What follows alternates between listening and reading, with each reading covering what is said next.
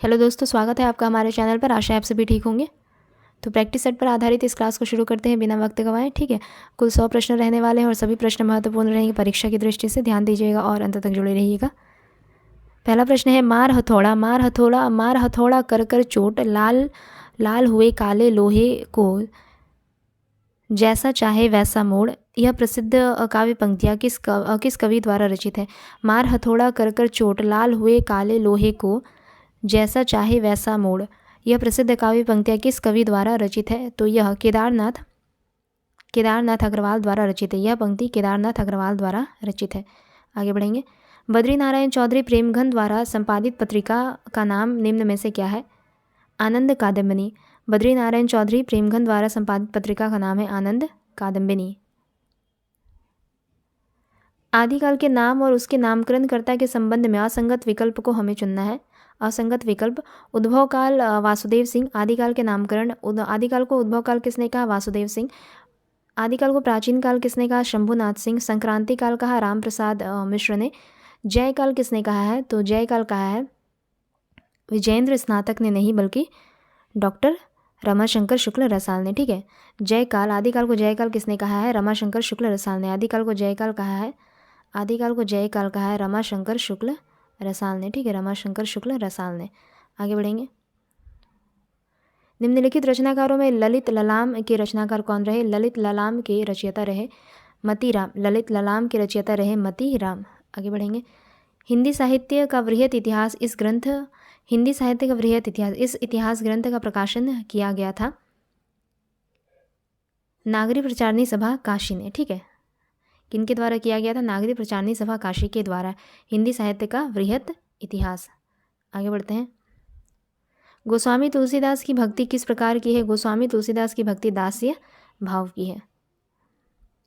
दान वाक्यावली के रचयिता कौन रहते हैं, तो दान वाक्यावली के रचयिता रहे विद्यापति। दान वाक्यावली के रचयिता रहे विद्यापति।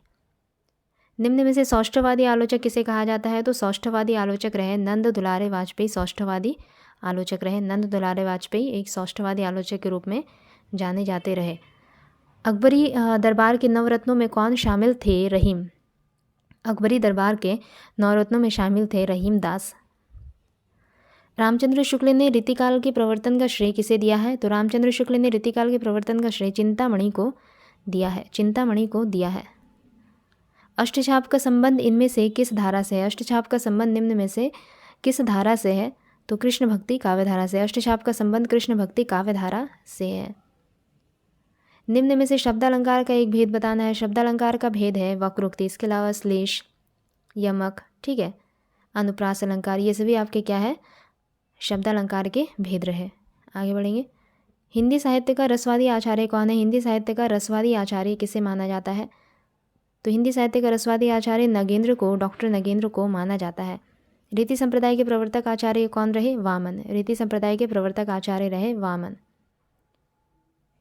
दोहा किस प्रकार का छंद है। दोहा किस प्रकार का छंद है, तो अर्ध सम्मात्रिक छंद माना जाता है। दोहा अर्ध सम्मात्रिक छंद रहा। ठीक है,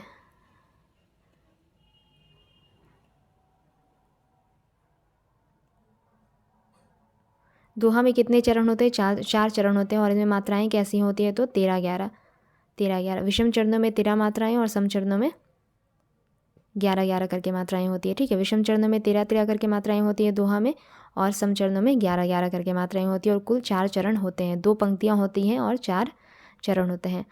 शब्द शक्ति के मुख्यतः कितने भेद है, तो शब्द शक्ति के मुख्यतः 3 भेद होते हैं, अभिधा, व्यंजना और लक्षणा। रति, हास, शोक, क्रोध, भय आदि भावों की गिनती इनमें से किस भाव के अंतर्गत की जाती है, तो स्थायी भाव के अंतर्गत की जाती है इनकी गिनती। भारत भारती का प्रकाशन कब हुआ। भारत भारती का प्रकाशन हुआ 1912 ईस्वी में। भारत भारती का प्रकाशन हुआ 1912 ईस्वी में। छायावाद को स्थूल के विरुद्ध सूक्ष्म की प्रतिक्रिया किसने कहा है, डॉक्टर नगेंद्र ने। छायावाद को स्थूल के विरुद्ध सूक्ष्म की प्रतिक्रिया डॉक्टर नगेंद्र ने कहा है। इनमें से कौन सा कवि नई कविता से संबंध नहीं रहा, इनमें से कौन सा कवि नई कविता से संबंध नहीं रहा है। कौन से कवि का नई कविता से संबंध नहीं रहा है, तो नेमी चंद्र जैन का नई कविता से संबंध नहीं रहा है। प्रभा नामक पत्रिका का संपादन किसने किया? तो प्रभा नामक पत्रिका का संपादन किया बालकृष्ण शर्मा नवीन ने। बालकृष्ण शर्मा नवीन ने। प्रयोगवाद के प्रवर्तक के अनुसार प्रयोगवादी काव्य का सबसे मुख्य तत्व क्या होना चाहिए? मात्रिक छंदों के बजाय वर्ण वृत्तों का प्रयोग, बौद्धिकता की अपेक्षा भावुकता की प्रतिष्ठा, नई नई राहों का अन्वेषण, काव्य की पूर्व परंपरा का संपूर्ण विरोध। तो नई नई राहों का अन्वेषण, नई नई राहों का अन्वेषण। प्रयोगवाद के प्रवर्तक के अनुसार प्रयोगवादी काव्य का सबसे प्रमुख तत्व होना चाहिए नई नई राहों का अन्वेषण। राधा कृष्ण ने गोवध की समस्या का निवारण करने हेतु कौन सा उपन्यास लिखा? निस्सहाय हिंदू। राधा कृष्ण दास ने गोवध की समस्या का निवारण करने हेतु निस्सहाय हिंदू नामक उपन्यास लिखा। प्रेमचंद के उपन्यासों का कालक्रम हमें निर्धारित करना है। प्रेमचंद के उपन्यासों का कालक्रम रहा सेवा सदन, सेवा सदन प्रेमाश्रम, सेवा सदन प्रेमाश्रम निर्मला गोदान, सेवा सदन प्रेमाश्रम निर्मला गोदान, सेवा सदन प्रेमाश्रम निर्मला गोदान। सेवा सदन, सेवा सदन का प्रकाशन वर्ष क्या रहा? सेवा सदन का प्रकाशन वर्ष रहा 1919 ईस्वी। प्रेमाश्रम का प्रकाशन वर्ष रहा, प्रेमाश्रम का प्रकाशन वर्ष रहा 1922 ईस्वी। निर्मला का प्रकाशन वर्ष रहा 1927 ईस्वी। ठीक है। गोदान का प्रकाशन वर्ष क्या रहता है? 1936 ईस्वी। सेवा सदन 1919, प्रेमाश्रम 1922, निर्मला 1927, गोदान 1936। इतिहास इस बात का गवाह है कि इस महिमा में शक्ति की उपेक्षा करने वाले साम्राज्य नष्ट हो गए। उपयुक्त कथन किस उपन्यास का है? इतिहास इस बात का गवाह है कि इस महिमा में शक्ति की उपेक्षा करने वाले साम्राज्य नष्ट हो गए। उपयुक्त कथन किस उपन्यास का है? तो यह कथन वाणभट्ट की आत्मकथा नामक उपन्यास से उद्धृत है। ठीक है, जो कि हजारी प्रसाद द्विवेदी जी द्वारा रचित है। आगे बढ़ेंगे। इनमें से कौन सी रचना देव की नहीं है? निम्न में से कौन सी रचना देव की नहीं है? रसविलास, अष्टयाम, भवानी विलास, ये सभी रचना देव की है, परंतु रसमंजरी रचना देव की नहीं है, बल्कि यह किनकी रचना है? तो नंददास। रसमंजरी किनकी रचना है? नंददास। जैसे को तैसा नाटक के रचनाकार कौन रहे? जैसे को तैसा नाटक के रचयिता रहते हैं गोपाल राम गहमरी। जैसे को तैसा नाटक के रचयिता रहे गोपाल राम गहमरी। भाषा भूषण ग्रंथ के रचयिता कौन रहे? भाषा भूषण ग्रंथ के रचयिता रहते हैं महाराज जसवंत सिंह। भाषा भूषण ग्रंथ के रचयिता रहे महाराज जसवंत सिंह। दिल्ली के निकट सिही नामक स्थान को सूरदास का जन्म स्थान किसने माना है?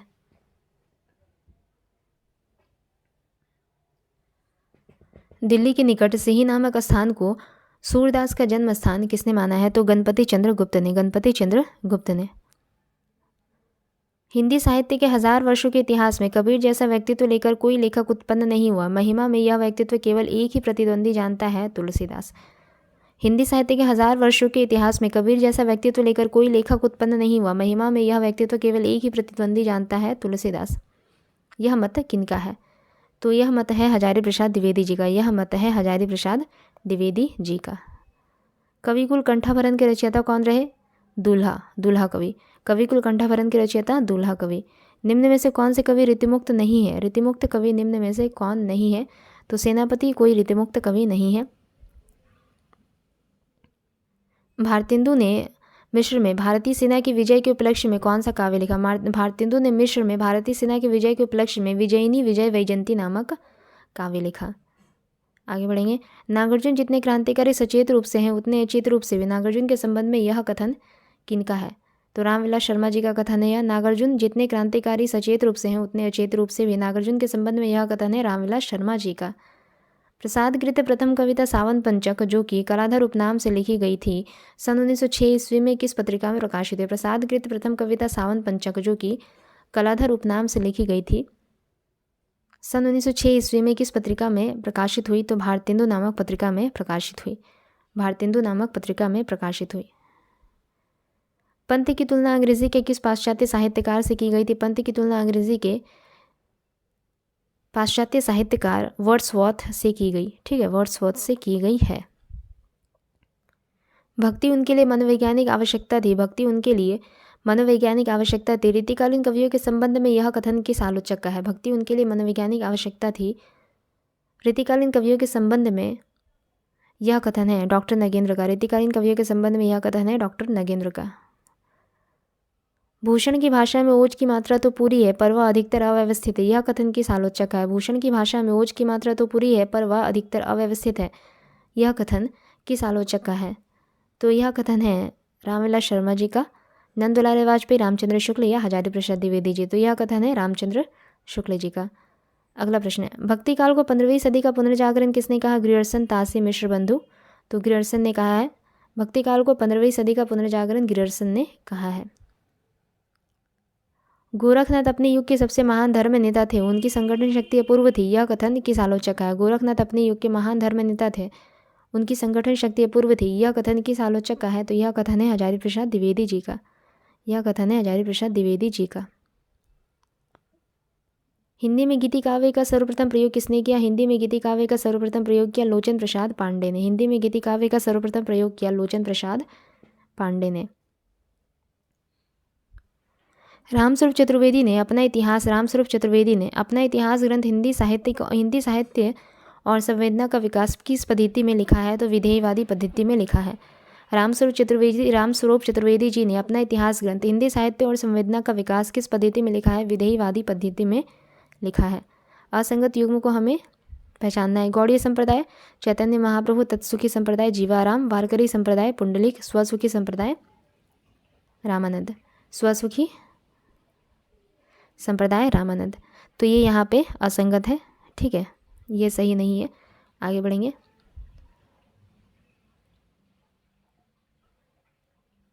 अगला प्रश्न, कबीरदास जी के संबंध में असंगत युग्म को हमें पहचानना है। प्रेम तत्व सूफियों से, केशववाद इस्लाम से, अहिंसा वैष्णवों से या फिर रहस्यवाद सिद्धों से। प्रेम तत्व सूफियों से, केशववाद इस्लाम से, अहिंसा वैष्णवों से, रहस्यवाद सिद्धों से, ये यहाँ पे असंगत है। सुरसागर को साहित्य की शास्त्रीय परंपरा से स्वतंत्र लोकगीतों की संरचना के अनुसार रचित गीतात्मक महाकाव्य माना है। सुरसागर को साहित्य की शास्त्रीय परंपरा से स्वतंत्र लोकगीतों की संरचना के अनुसार रचित गीतात्मक महाकाव्य निम्न में से किसने माना है? तो मैनेजर पांडे ने। राहुल सांकृत्यायन द्वारा लिखित यात्रा वृत्तांत निम्न में से कौन सा है? यात्रा के पन्ने। राहुल सांकृत्यायन द्वारा यात्रा वृत्तांत है यात्रा के पन्ने। रामचंद्र शुक्ल ने रीतिकाल के प्रवर्तन का श्रेय किसे दिया है? रामचंद्र शुक्ल ने रीतिकाल के प्रवर्तन का श्रेय चिंतामणि को दिया है। हिंदी साहित्य के रसवादी आचार्य कौन रहे? नगेंद्र। हिंदी साहित्य के रसवादी आचार्य रहे नगेंद्र। चंद्रावली नाटिका किनकी है? तो भारतेंदु हरिश्चंद्र जी की। चंद्रावली नाटिका है भारतेंदु हरिश्चंद्र जी की।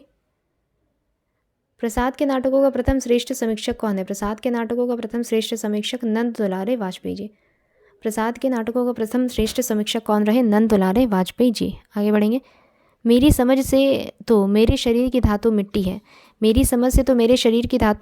है, जो किसी के लोभ की सामग्री नहीं और वास्तव में उसी के लिए सब धातु अस्त्र बनकर चलते हैं, लड़ते हैं, टूटते हैं, फिर मिट्टी होते हैं। यह हिंदी के किस नाटक में आया हुआ संवाद है? तो यह हिंदी के नाटक भारत दूरदर्शन, अंधेर नगरी, चंद्रगुप्त मौर्य या फिर स्कंदगुप्त में आया हुआ संवाद है यह पंक्ति, ठीक है। यह हिंदी के स्कंदगुप्त नाटक में आया हुआ संवाद है। अगला प्रश्न देखेंगे। गोदान उपन्यास में शिक्षक पात्र कौन है? मिस्टर खन्ना, मिर्जा खुर्शीद, ओंकार नाथ या फिर मेहता। तो गोदान उपन्यास में शिक्षक पात्र है मेहता। आवेग एक वस्तु जीवन दूसरी जीवन की सफलता के लिए किसी समय आवेग का दमन आवश्यक हो जाता है। यह किस रचना का अंश है? तो यह दिव्या नामक रचना का अंश है। आवेग एक वस्तु जीवन दूसरी जीवन की सफलता के लिए किसी समय आवेग का दमन होना आवश्यक हो जाता है। यह दिव्या नामक रचना का अंश है। मीराबाई की रचनाओं में किस भाषा की छाक ज़्यादा पाई जाती है? मीराबाई की रचनाओं में राजस्थानी भाषा की छाक ज़्यादा पाई जाती है। मीराबाई की रचनाओं में राजस्थानी भाषा की छाक ज़्यादा पाई जाती है। कवि केशव की कौन सी कृति अपने वर्ण्य विषय की अपेक्षा छंदों की विविधता में भटक गई लगती है?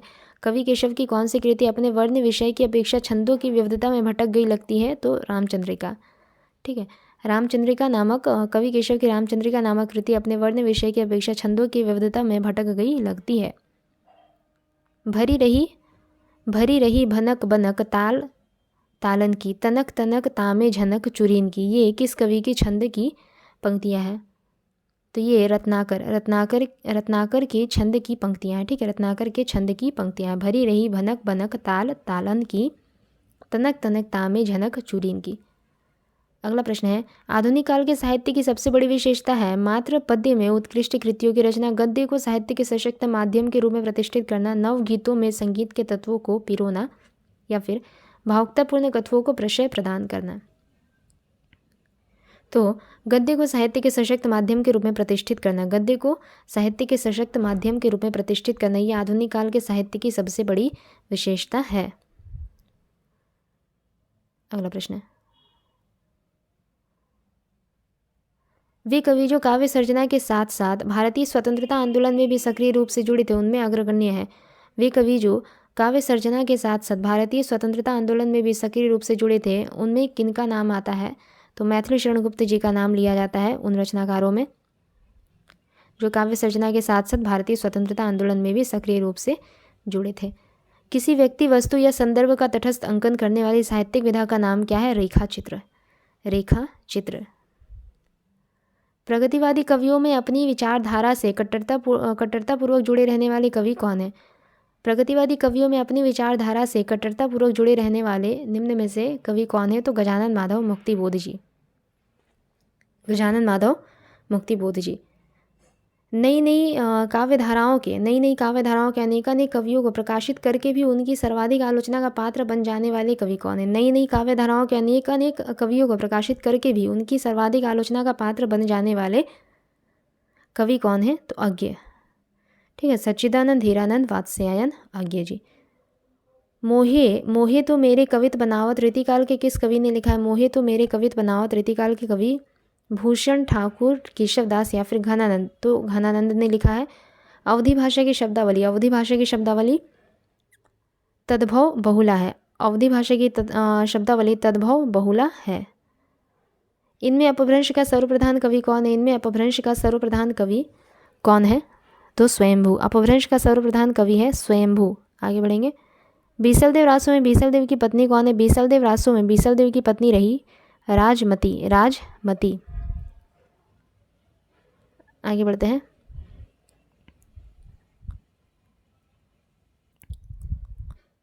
अगला प्रश्न है, निम्न में से कौन सी रचना विद्यापति की नहीं है? कीर्तिलता, कीर्तिपताका, पदावली, जयमंक, जस चंद्रिका ये विद्यापति की रचना नहीं है। जयमंक, जस चंद्रिका विद्यापति की रचना नहीं है, बल्कि यह किन की रचना है? तो मधुकर कवि की रचना है। जयमंक, जस चंद्रिका के रचयिता रहते हैं मधुकर कवि। जयमंक, जस चंद्रिका के रचयिता कौन रहे? मधुकर कवि। आगे बढ़ेंगे। आदिकालीन रासो साहित्य की प्रमुख प्रवृत्तियों से संबंधित कौन सा कथन सही नहीं है? आदिकालीन रासो साहित्य की प्रमुख प्रवृत्तियों में से निम्न में से कौन सी प्रवृत्ति सही नहीं है? इस साहित्य में राष्ट्र प्रेम का सुंदर चित्रण किया गया है। युद्धों का सजीव वर्णन इस साहित्य की अन्यतम विशेषता है।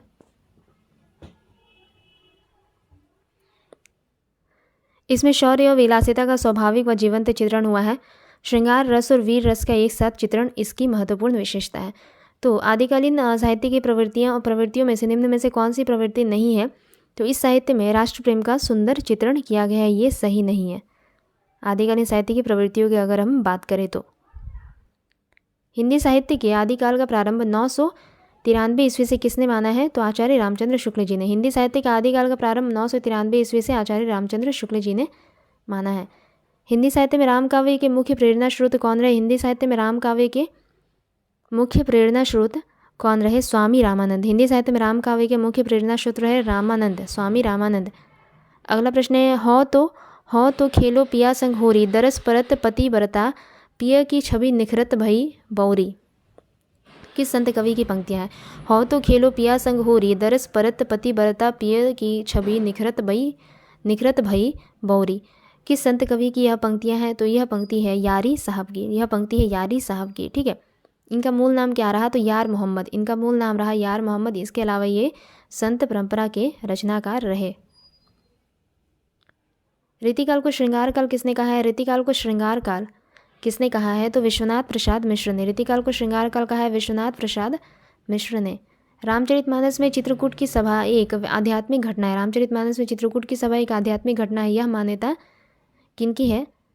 रामचरितमानस में चित्रकूट की सभा एक आध्यात्मिक घटना है, यह मान्यता है रामचंद्र शुक्ल जी की। भक्ति रसामृत सिंधु किनका ग्रंथ है? भक्ति रसामृत सिंधु किनका ग्रंथ है? रूप गोस्वामी। भक्ति रसामृत सिंधु रूप गोस्वामी का ग्रंथ है। तुलसीदास की कृति विनय पत्रिका की भाषा क्या है? तुलसीदास की कृति विनय पत्रिका की भाषा क्या रही? ब्रज भाषा।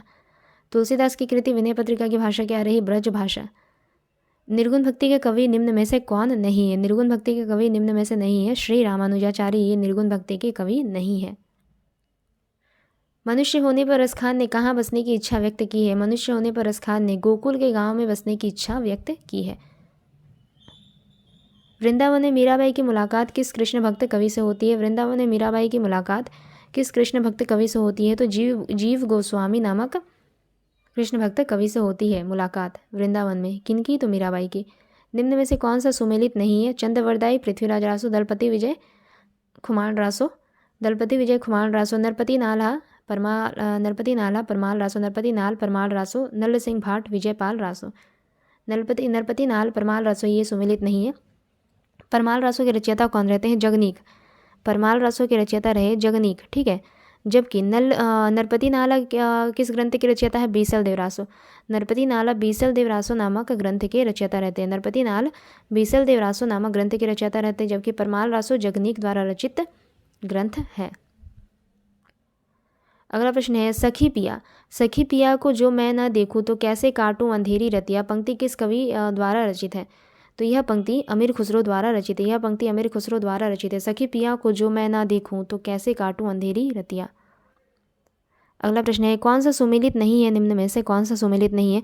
प्रबंध चिंतामणि विनय चंद्र सूरी, पाहुड़ दोहा राम सिंह, नेमीनाथ चरियू, हरिभद्र सूरी, भविष्यत कहा धनपाल, ये सभी सही है। प्रबंध चिंतामणि विनय चंद्र सूरी द्वारा रचित नहीं है, बल्कि यह किनकी रचना है? प्रबंध चिंतामणि तो मेरू तुंगाचार्य, ठीक है, मेरू तुंगाचार्य की रचना है यह प्रबंध चिंतामणि। यह जैन साहित्य है, ठीक है। किस साहित्य के अंतर्गत आती है यह रचना? जैन साहित्य।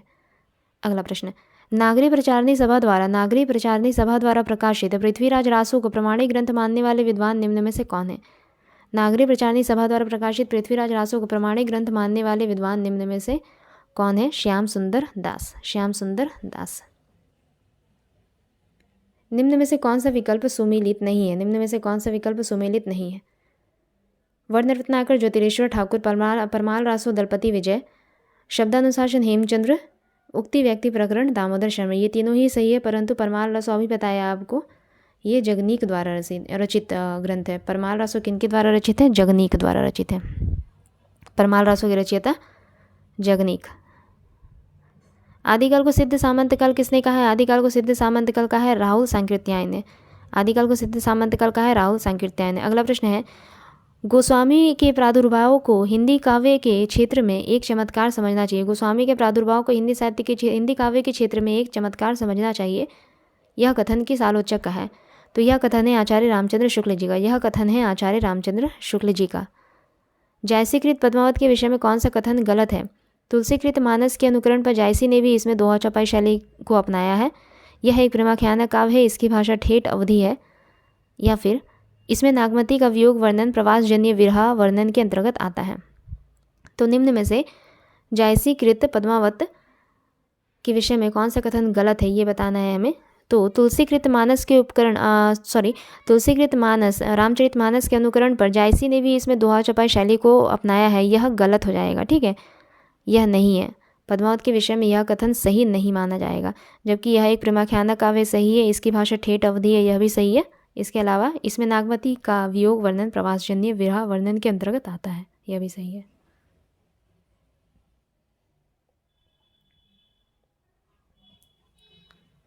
अगला प्रश्न है भक्ति काल की किस शाखा में ईश्वर की कल्पना सभी रूप में की गई है? भक्ति काल की किस शाखा में ईश्वर की कल्पना सभी रूप में की गई है? तो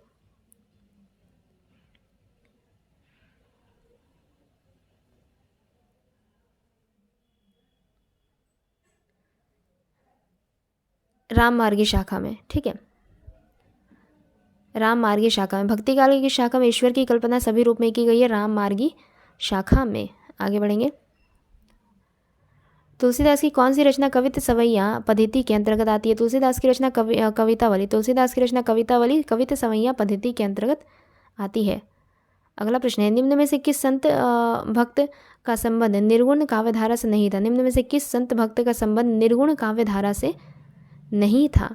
कुंभन दास का संबंध, कुंभन दास एक संत कवि रहे किंतु इनका संबंध निर्गुण काव्यधारा से नहीं था, ऐसा माना जाता है। निम्न में से कौन सा कथन सही नहीं है? निम्न में से कौन सा कथन सही नहीं है? कुंभन दास क्या थे? एक संत भक्त। कुंभन दास संत भक्त थे जिनका संबंध निर्गुण काव्यधारा से नहीं माना जाता है। अगला प्रश्न क्या है? कौन सा सही नहीं है हमें बताना है। अष्टछाप कवियों में सुर अग्रणी भक्त कवि थे। अष्टछाप में दीक्षित होने से पूर्व सुर ने दैन्यपूर्ण भक्ति के पदों की भी रचना की थी। भ्रमर गीत सुर सारावली का सबसे मार्मिक प्रसंग है। भ्रमर गीत का मुख्य आधार श्रीमद् भागवत का 10वां स्कंद है। तो इनमें जो सही नहीं है वह बताना है हमें। जो सही नहीं है वह है भ्रमर गीत सुर सारावली का सबसे मार्मिक प्रसंग है, यह सही नहीं है। भ्रमर गीत सुर सारावली का सबसे मार्मिक प्रसंग है, यह सही नहीं माना जाएगा। जबकि अष्टछाप कवियों में सुर अग्रणी भक्त कवि थे। अष्टछाप में दीक्षित होने से पूर्व सुर ने दैन्यपूर्ण भक्ति के पदों की भी रचना की। भ्रमर गीत का मुख्य आधार श्रीमद् भागवत का 10वां स्कंद है, ये सभी सही है। निम्न में से कौन कृष्ण भक्त गोस्वामी विठलनाथ के शिष्य नहीं है? गोविंद स्वामी, चतुर्भुज दास, कुंभन दास या फिर चित्त स्वामी। तो कुंभन दास गोस्वामी विठलनाथ के शिष्य नहीं है। कुंभन दास गोस्वामी विठलनाथ के शिष्य नहीं है। इनमें से किस कवि का संबंध संत काव्य से नहीं है? तो अग्रदास का संबंध संत काव्य से नहीं है। अग्रदास का संबंध संत काव्य से नहीं है। अग्रदास के शिष्य रहे नाभादास। अग्रदास के शिष्य रहे नाभादास, ठीक है। नाभादास द्वारा रचित भक्तमाल ग्रंथ की काफ़ी चर्चा की जाती है, काफ़ी प्रश्न भी आ जाते हैं। भक्तमाल नामक ग्रंथ से संबंधित काफ़ी प्रश्न आते हैं जो कि नाभादास द्वारा रचित है। भोलाराम का जीव कहानी का व्यंग्य विषय क्या है? भोलाराम का जीव कहानी का व्यंग्य विषय क्या है? दिन प्रतिदिन बढ़ती महंगाई, गलत नीतियों के कारण सरकारी योजनाओं की विफलता, शासकीय लाल फीताशाही, घूसखोरी और क्रूरता, बेरोजगारी जनित अपराध वृद्धि। तो व्यंग्य विषय क्या है भोलाराम का जीव नामक कहानी का? शासकीय लाल फीताशाही, घूसखोरी और क्रूरता। शासकीय लाल फीताशाही, घूसखोरी और क्रूरता, ये भोलाराम का जीव कहानी का व्यंग्य विषय है। लोकपंथ दादू दयाल पथ के अनुसार दादू दयाल ने किस संप्रदाय की स्थापना की? लोकपंथ दादू दयाल पथ के अनुसार दादू दयाल ने किस संप्रदाय की स्थापना की? परब्रह्म संप्रदाय। परब्रह्म संप्रदाय। पृथ्वीराज की आंखें एकांकी। पृथ्वीराज की आंखें एकांकी के संबंध में इनमें से कौन सा कथन असत्य है? यह घटना प्रधान एकांकी है। इसमें पृथ्वीराज की वीरता, कुशलता, स्वाभिमान चित्रित है। इसके संवाद पत्रों की मनोदशा की भली भांति प्रकट इसके संवाद पत्रों की मनोदशा की भली भांति प्रकट करते हैं। यह यहाँ पे टाइपिंग मिस्टेक है।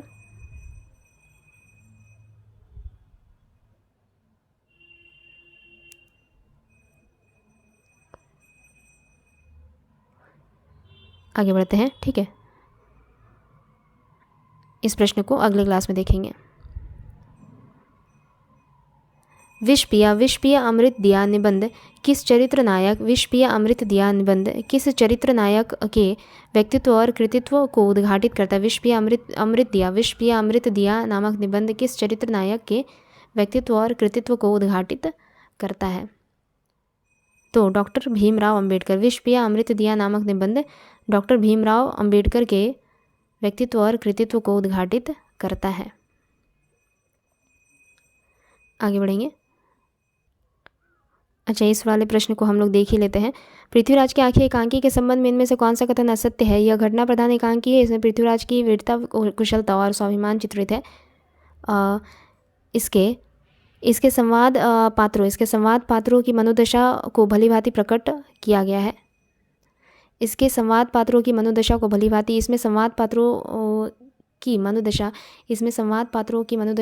भांति प्रकट किया गया है। यही सेंटेंस हो सकता है इसमें। इस सेंटेंस को ही हम हटा देते हैं, ठीक है। इस सेंटेंस को ही हटा देते हैं। इसमें संकलन त्रयी के नियम का निर्वहन हुआ है। तो इनमें प्रश्न क्या था कि पृथ्वीराज की आंखें एकांकी के संबंध में कौन सा कथन असत्य है? तो घटना प्रधान एकांकी है, यह कथन असत्य है। घटना प्रधान एकांकी है, यह कथन असत्य है। जबकि इसमें पृथ्वीराज की वीरता, कुशलता और स्वाभिमान का चित्रण किया गया है। इसमें संकलन त्रय के नियम का निर्वहन हुआ है, यह भी सही है। विकल्प ग को हमने हटा दिया है। अगला प्रश्न है, विष पिया अमृत दिया निबंध किस चरित्र नायक के व्यक्तित्व और कृतित्व को उद्घाटित करता है? बताया मैंने, डॉक्टर भीमराव अंबेडकर। आगे बढ़ेंगे। द्रुत झरो जगत के जीर्ण पत्र काव्य पंक्ति में जीर्ण पत्र से क्या अभिप्राय है? जीर्ण पत्र से क्या अभिप्राय है? तो सड़ी गली परंपराएं, सड़ी गली परंपराएं। हरिऔध द्वारा लिखित काव्य ग्रंथ निम्न में से कौन सा है? चोखे चौपदे। हरिऔध द्वारा लिखित काव्य ग्रंथ है चोखे चौपदे।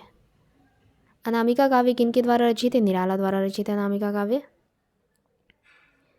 सिंहासन, सिंहासन हिल उठे राजवंशों ने भ्रिकुटी तानी थी। प्रस्तुत पंक्तियाँ किस कवित्र की है? प्रस्तुत पंक्तियाँ हैं सुभद्रा कुमारी चौहान की। सिंहासन हिल उठे राजवंशों ने भ्रिकुटी तानी थी, सुभद्रा कुमारी चौहान से संबंधित यह पंक्ति है। कुआनो नदी इनमें से किस कवि की कृति है? कुआनो नदी किस कवि की कृति है? तो सर्वेश्वर दयाल सक्सेना की कृति है कुआनो नदी। ठीक है, तो आज की इस क्लास को हम लोग यहीं समाप्त करते हैं। अगले क्लास में जल्दी मिलेंगे। तब तक के लिए अगर आप लोगों को हमारी क्लास अच्छी लगे तो लाइक शेयर और सब्सक्राइब ज़रूर कीजिएगा। धन्यवाद।